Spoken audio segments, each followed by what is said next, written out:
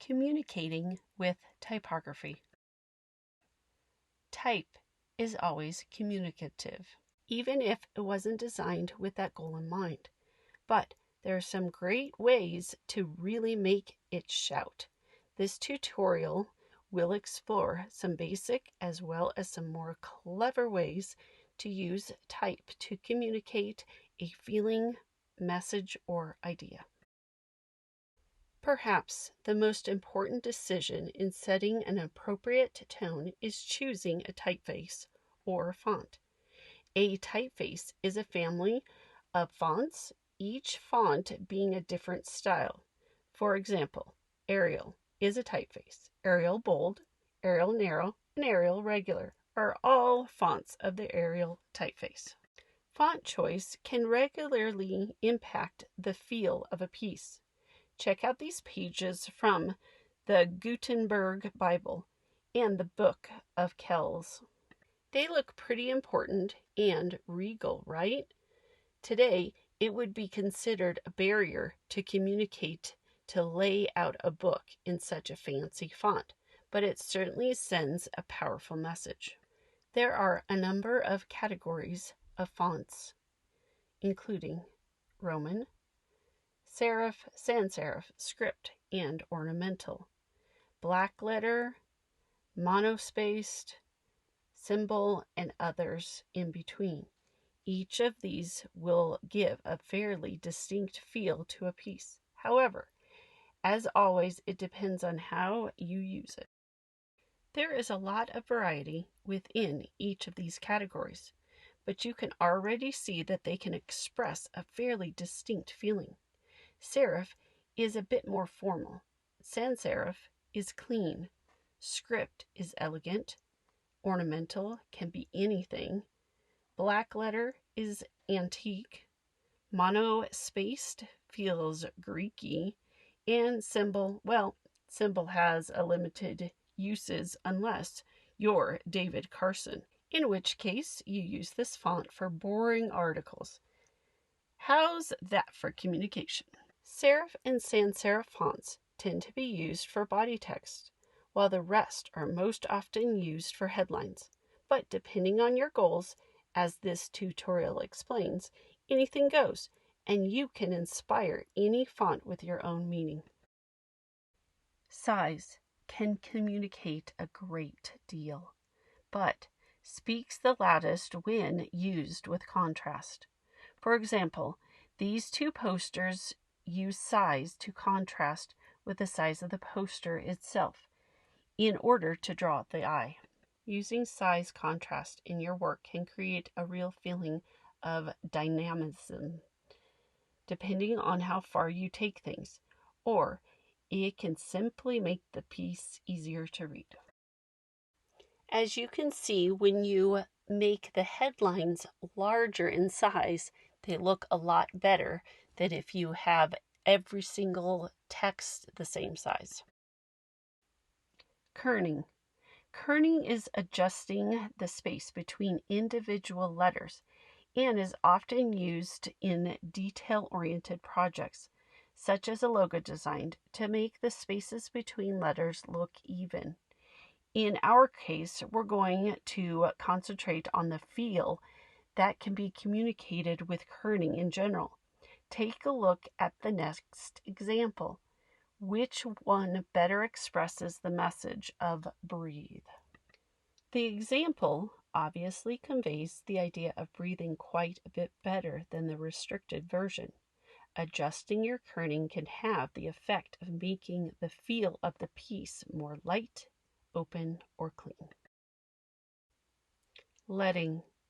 Leading is adjusting the space between lines of text.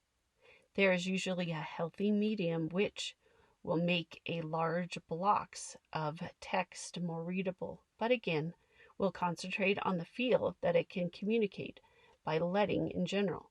Compare the feel you get from looking at these two blocks of text. The example on the left is a bit rebellious, and this technique can be used for a punky style piece or something simpler. The example on the right reflects a kind of elegance and cleanness. and the technique can be found in a wedding invitation or jewelry ad. Capitalization. Capitalized and lowercase letters can make a statement as well. Lowercase letters tend to seem more friendly.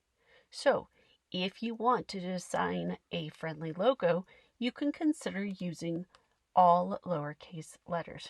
We can use capitalization or color or style to say more with less. We can also capitalize whole phrases or blocks of text, which can be used for emphasis or to add a regal or official feel. I'd recommend trying out small caps. Color. Using color in design is a class in and of itself, but we can touch upon some general techniques here. We can make psychological connections to colors on at least 3 levels. The first is how we create colors to real-life experiences, such as equating blue with the sky or water. The second is color psychology, which is how color affects us subconsciously. Blue is thought to be calming and it increases productivity. And the third is cultural color symbolism. In ancient Germanic pagan cultures, blue symbolized emotions, and in today's Western world, we might equate it with business or sadness. The art project we will be doing is name sculptures. And you might be asking yourself, why, Mrs. Easter, did you tell us all about communicating with typography? I do want to open your eyes up to the field of graphic design. And graphic artists are constantly thinking of ways to express meaning through type. For your assignment, you are going to take your first name and you're going to divide it up into several different typefaces. So each letter is going to look slightly different. We are going to take this assignment step by step, but eventually your assignment, your letter sculpture will look something like these examples that I'm showing you right now. Day 1. Write your name down on a sheet of paper or in a sketchbook. Look at several typefaces. I've given you several examples in this assignment today. Draw 3 to 5 sketches for each letter of your first name using creative or fun typefaces.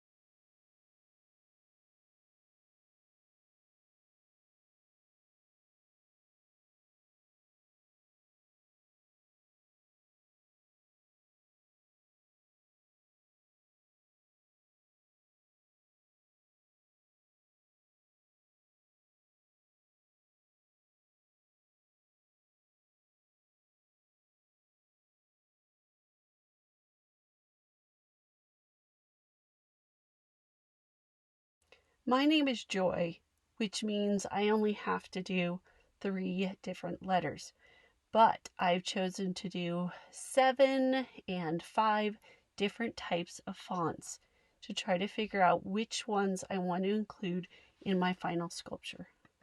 On day 2 of this assignment, you will finalize which letters you want to make larger to include in your final sculpture.